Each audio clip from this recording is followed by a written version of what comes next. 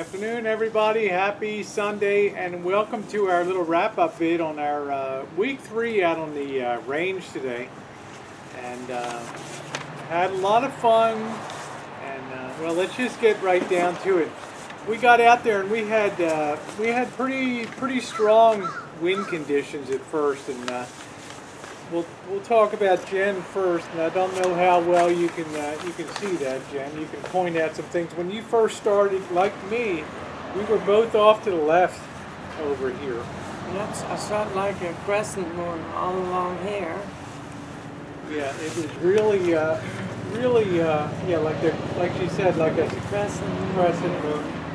And I noticed Rosie's was the same, and then I noticed mine was.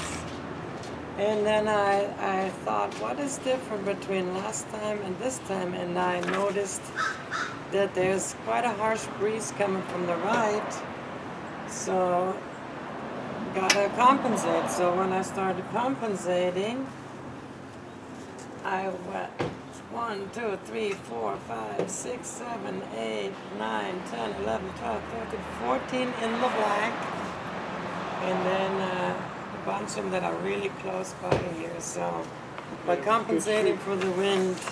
Now I don't know how to compensate for the wind, having just secured the gun, but I was pretty happy with my shooting. I was off to the left here. I did get 1, 2, 3, 4, this is probably five in there and 1 on the edge.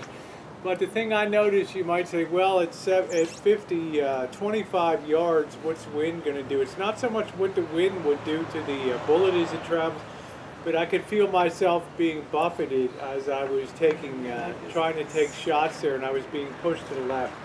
So I didn't so much do a lot of compensating on this one, but I was kind of happy just to be generally in the target area, with not a lot of stuff off to the side.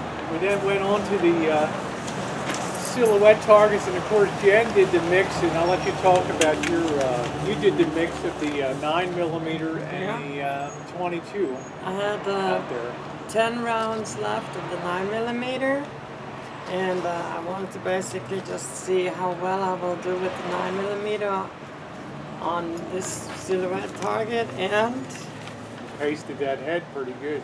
I hit right dead center here, and here, and up in here, and over in here. So I did really well, especially that round here. I mean, it could almost not be any better.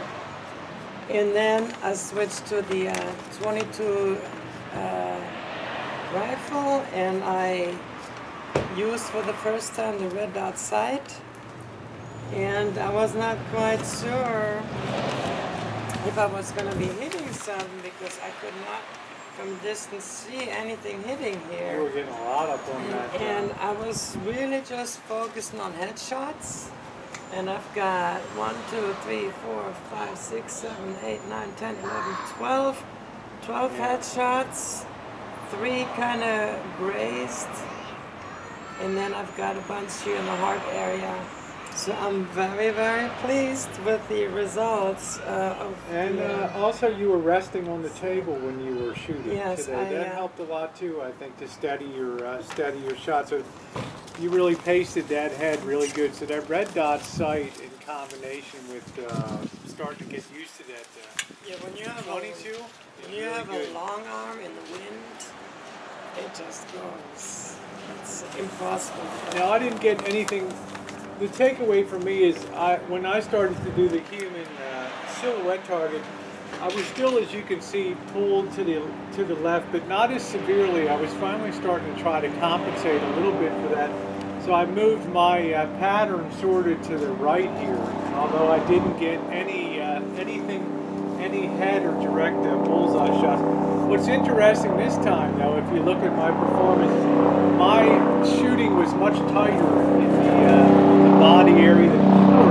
I would have pieces all the way out off of the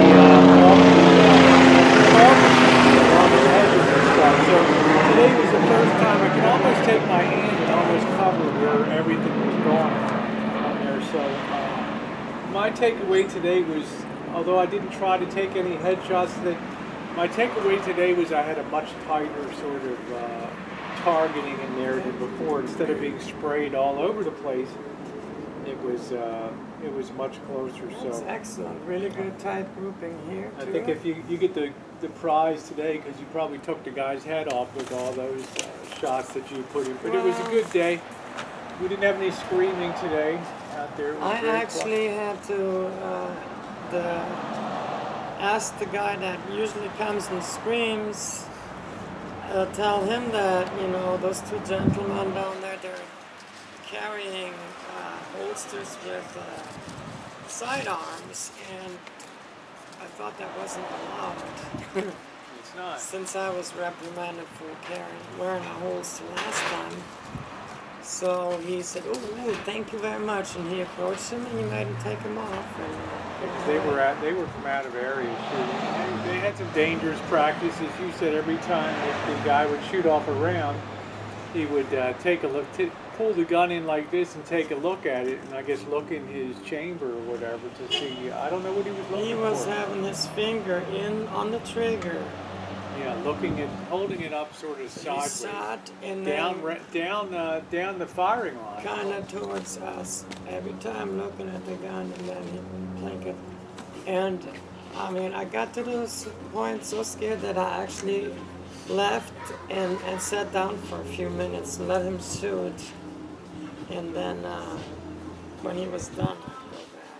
And we had a couple guys shooting a young guy, looked like they're about 30 years old, 28, 30. They were shooting that 357 Magnum, the pretty long barrel thing. And they had to have like a 240 grain. I mean, you could hear that thing go off, resonate all over. And each of them was good for about 10 shots and 10 rounds, and that was it. The guy's like, I'm done with it. They were digging out. Those were big guys. They were big guys. I think big one was a stock cop or guys. something too. So, you know, he was talking about, well, his uncle had to carry a 357 with an 8-inch barrel as original issue equipment. As a cop, that's a big horse to drag around there. All in all, we always have a fun time when we go out. You know, I always try to focus on something, and you know, still trying to get used to the white dot sights on the Beretta. Now I'm going to work the next time on controlling my breathing a little more and trying to steady even more, maybe widen my stance out even more, especially in windy conditions. But I think my gun handling was good, safety and everything else. I've got you recorded on the film video, which will go up on the Jen and Rosie channel, and I show your stance. It's pretty good. I wouldn't go any further out with your feet, because then you become unstable. So your stance was good. And yeah, what basically surprised both of us, and then I forgot to tell you how to adjust for the windage. Yeah. That was my mistake.